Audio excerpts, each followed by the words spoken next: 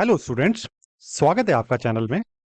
आज का हमारा टॉपिक है weightlessness, the most misunderstood concept. चलिए आइए समझते हैं इसको। वेटलेसनेस एक तरह की परसेप्शन है ऑफ ऑलमोस्ट टोटल और complete absence of weight resulting in a sensation of floating.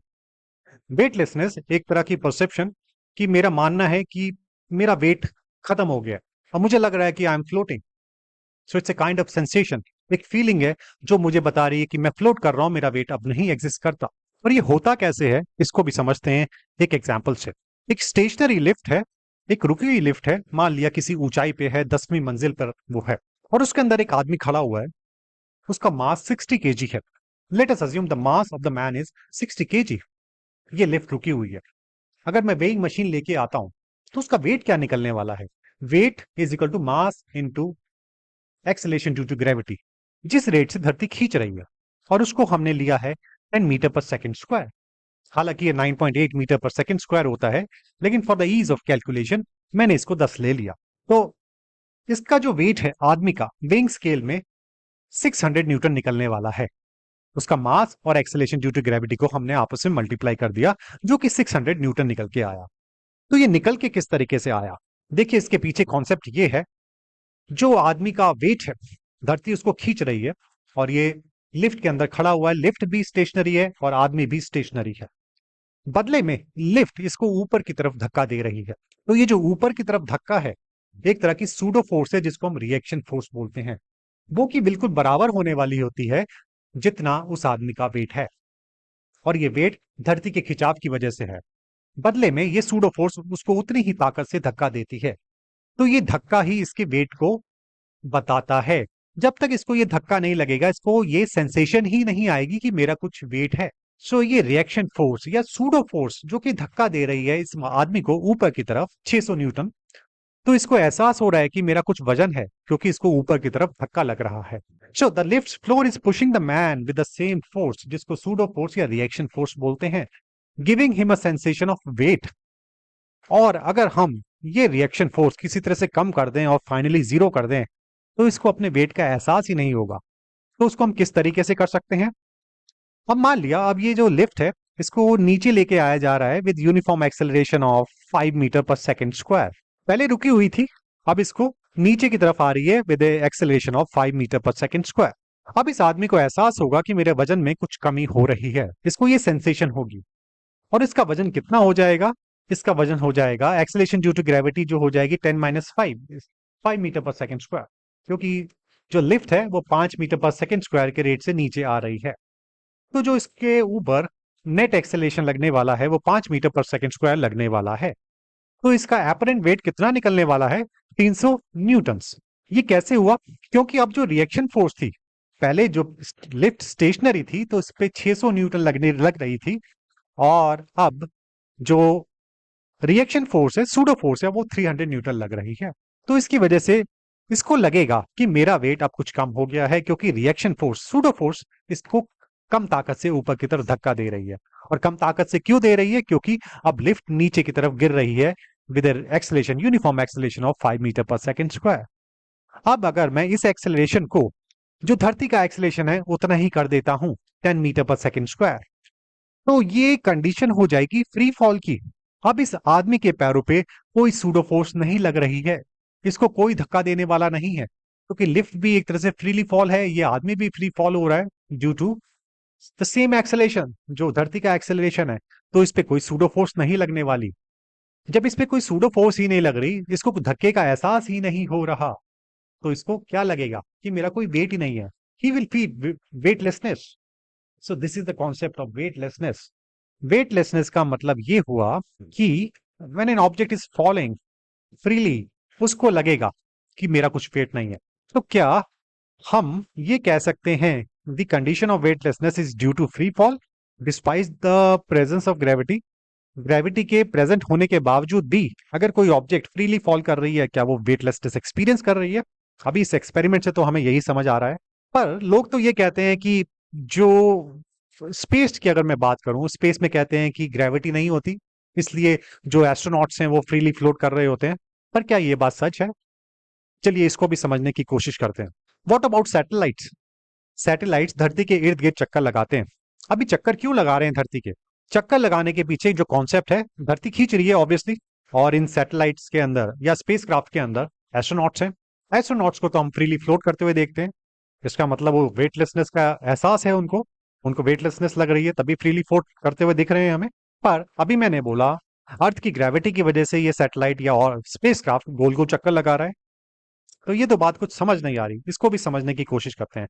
देखिए, पहले ये समझते हैं, कोई भी स्पेसक्राफ्ट या कोई भी सैटेलाइट धरती के इर्द गिर्द चक्कर कब लगाएगा? जब उसके पास एक राइट हाइट होगी और एक ऑप्टिमम वेलोसिटी होगी। ऐसा नहीं है कि मैं एक किसी भी हाइट पे ले जाऊं और किसी भी वेलोसिटी पे इसको मैं लॉन्च कर दूं horizontally with respect to the surface of the earth, तो वो अर्थ के गोल गोल चक्कर लगाने लगेगा। ऐसा नहीं होता। एक पर्टिकुलर हाइट और एक पर्टिकुलर वेलोसिटी का तालमेल ठीक बैठना चाहिए, तब जाके वो सैटेलाइट या स्पेसक्राफ्ट धरती के चक्कर लगाएगा। अगर मान लेता हूं कि मैं 400 किलोमीटर की ऊंचाई पे अपने सैटेलाइट को रखता हूं। ये 400 किलोमीटर की ऊंचाई है with the surface of the earth. 400 kilometre की ऊंचाई पे जो मेरा एक्सेलरेशन ड्यू टू ग्रेविटी है वो कुछ 8.6 मीटर पर सेकंड स्क्वायर निकलने वाला है। इसके पीछे एक फॉर्मूला है, मैंने पीछे वीडियोस बनाए हुए हैं ग्रेविटेशन को लेके, तो आप you can check it out. फिर भी मैंने फॉर्मूला लिख दिया है, g is equal to capital G mass of the earth divided by radius of the earth plus height of the satellite from the surface of the earth, उसका square. तो ये सब वैल्यूज हम नोन है, इसको पुट करेंगे तो मेरा acceleration due to gravity 400 kilometre ऊंचाई पे अर्थ के सरफेस से वो 8.6 मीटर स्क्वायर निकलने वाला है, मीटर पर सेकंड स्क्वायर निकलने वाला है। तो इससे ये चीज तो साबित हो गई कि 400 किलोमीटर ऊपर ग्रेविटी इज नॉट जीरो। हालांकि कम हुई है, ऊपर जाने पे ग्रेविटी कम होती है, 8.6 मीटर पर सेकंड स्क्वायर निकल के आई है। तो धरती तो खींच रही है, इतना तो कंफर्म है। लेकिन इस स्पेसक्राफ्ट के अंदर जो हमें एस्ट्रोनॉट्स दिखाई देते हैं वो फ्रीली फ्लोट करते हुए दिखाई देते हैं। तो ग्रेविटी होने के बावजूद भी उनको वेटलेसनेस का एहसास हो रहा है। तो इसके पीछे कुछ दूसरा कारण है, चलिए समझते हैं। और अगर मैं इस ऊंचाई पे 400 किलोमीटर की ऊंचाई पे अपने स्पेसक्राफ्ट की वेलोसिटी 7668 किलोमीटर पर सेकंड रखता हूं, इस हाइट पे 400 किलोमीटर की हाइट पे अगर मेरी वेलोसिटी 7688 किलोमीटर पर सेकंड होगी, horizontal velocity, that is horizontal velocity, तभी ये सैटेलाइट या तभी ये स्पेसक्राफ्ट हमारी धरती के गोल गोल चक्कर लगाने वाला है। अगर ये वेलोसिटी एनीथिंग लेस, अगर ये वेलोसिटी कम होगी तो इवेंचुअली क्या होगा, ये सैटेलाइट कोलाइड कर जाएगा हमारे सरफेस, धरती के सरफेस के साथ। और अगर ये जो वेलोसिटी है इससे ज्यादा वेलोसिटी से मैं इसको लॉन्च करता हूं, तो वो it will go spirally outwards and will eventually get out from the gravitational pull of the earth. तो राइट वेलोसिटी का होना बहुत जरूरी है। तो खैर ये सब हम कैलकुलेट करके निकालते हैं कि इस हाइट पे हमें कितनी वेलोसिटी रखनी है कि हमारा जो सैटेलाइट है, स्पेसक्राफ्ट है, धरती के गोल गोल चक्कर लगाता रहे। अब ये गोल गोल चक्कर आखिर है क्या, क्या हम इसको किसी दूसरी तरीके से डिफाइन कर सकते हैं? चलिए करेंगे। पहले ये समझते हैं कि अगर धरती फ्लैट होती क्या होता। धरती को हमने फ्लैट ले लिया और उतनी ऊंचाई पे रखा अपने सैटेलाइट को, 400 किलोमीटर की ऊंचाई पे। अभी मैंने बोला 400 किलोमीटर की ऊंचाई पर हमारा acceleration due to gravity 8.6 metre per second square निकलने वाला है, और मैंने इसको 7668 किलोमीटर पर सेकंड की वेलोसिटी से हॉरिजॉन्टली लॉन्च कर दिया, छोड़ दिया। अब आप देखेंगे धरती नीचे की तरफ खींच रही है और मेरा सैटेलाइट हॉरिजॉन्टली जाने वाला है। Horizontal velocity 7668 kilometre per second. नीचे की तरफ वर्टिकल कंपोनेंट हमारे सैटेलाइट का जीरो है, vertical component of the velocity is zero. So नीचे की तरफ हमारी कोई वेलोसिटी नहीं है, बस नीचे की तरफ खिंचाव है धरती का जो कि उसको वेलोसिटी प्रोवाइड कर रही है। तो इसका जो पाथ है वो कुछ इस तरीके से होने वाला है, देखिए ये, और इसकी height from the surface of the earth reduce होती जा रही है और eventually it will collide with the surface of the earth. तो धरती फ्लैट है तो हमारा सैटेलाइट इवेंचुअली कोलाइड कर जाएगा। तो धरती का गोल होना हमारे लिए एक तरह से वरदान है। कैसे वरदान है इसको समझते हैं। धरती की जो गोलाई है और जिस रेट से, जिस स्पीड से हमने अपने सैटेलाइट को लॉन्च किया है हॉरिजॉन्टली, वो इतना बढ़िया तालमेल बैठता है कि धरती की जो उसकी ऊंचाई है सैटेलाइट की, धरती से सेम ही रहती है थ्रू आउट इट्स चक्कर अराउंड द अर्थ। उसकी हाइट सेम ही रहती है because of the curve of the earth and because of the right velocity of the satellite. वो अब कुछ इस तरीके से घूमने वाला है, आप देख सकते हैं इस तरीके से घूमने वाला है। अब ये कोलाइड नहीं करेगा। फ्लैट सरफेस, अगर धरती फ्लैट होती तो ये कोलाइड कर जाता। Now because of the spherical surface, धरती की गोलाकार शेप की वजह से ये धरती से कोलाइड नहीं होता, सेम हाइट पे ही रहता है, सेम ऊंचाई पे ही रहता है। So this is something, spherical shape of the earth is born to us. तो क्या मैं इसको दूसरे तरीके से डिफाइन कर सकता हूँ सैटेलाइट की गोल गोल चक्कर को अराउंड द अर्थ? सैटेलाइट को हमने, अभी मैंने बोला कि मैंने horizontal velocity 7668 kilometre per second की हॉरिजॉन्टल वेलोसिटी से लॉन्च किया। वर्टिकल डायरेक्शन में इसकी कोई कंपोनेंट नहीं है वेलोसिटी का, तो एक तरह से वर्टिकल डायरेक्शन में इसका फ्री फॉल है, दिस इज फ्री फॉल। तो एक तरह से मेरा सैटेलाइट फ्री फॉल कर रहा है। सो इसका गोल गोल चक्कर लगाना, क्या मैं दूसरे शब्दों में ये बोल सकता हूं कि it is free falling under the influence of gravity? और ये फ्री फॉल अभी हमने सीखा, अगर कोई चीज फ्री फॉल हो रही है, जैसे लिफ्ट और मैन का मैंने एग्जांपल लिया, अगर वो फ्री फॉल थे तो उनको वेटलेसनेस का एहसास हुआ। अब ये सैटेलाइट भी एक तरह से फ्री फॉल हो रहा है, हालांकि ये गोल गोल चक्कर लगा रहा है, लेकिन दूसरे शब्दों में ये फ्री फॉल हो रहा है। ये गोल गोल चक्कर इसलिए इसको हमें महसूस हो रहे हैं बिकॉज धरती की जो शेप है वो गोल है। तो it's a kind of free fall, moving of A satellite around the surface of the earth is a kind of free fall despite the presence of the gravity. तो हमने ये सीखा कि it's not the absence of the gravity that makes the body weightlessness, it is because of the free fall despite the presence of the gravity.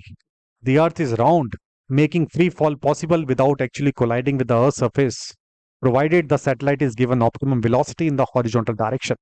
So, जब भी कोई satellite हम launch करते हैं राइट वेलोसिटी से from the surface of the from एक certain height from the surface of the earth, और वो हमारा satellite it's in constant free fall, लगातार नीचे ही गिर रहा है under the influence of free fall gravity of the earth, पर अर्थ के कर्वेचर की वजह से वो उससे टकराता नहीं है। तो उसका गोल गोल चक्कर लगाना एक तरह से फ्री फॉल है। और इसी वजह से it is not due to the lack of gravity but due to the state of free fall which makes the astronauts feel weightlessness in the spacecraft revolving around the अर्थ।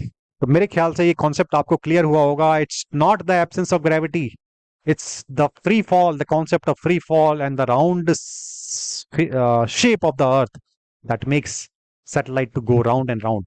सो अगर मैं summarise करूं, weightlessness एक तरह की feeling है that often experienced bye astronauts in space and where you feel weightlessness despite the presence of gravity, and this phenomena occurs due to free fall that also makes satellites to orbit around the earth.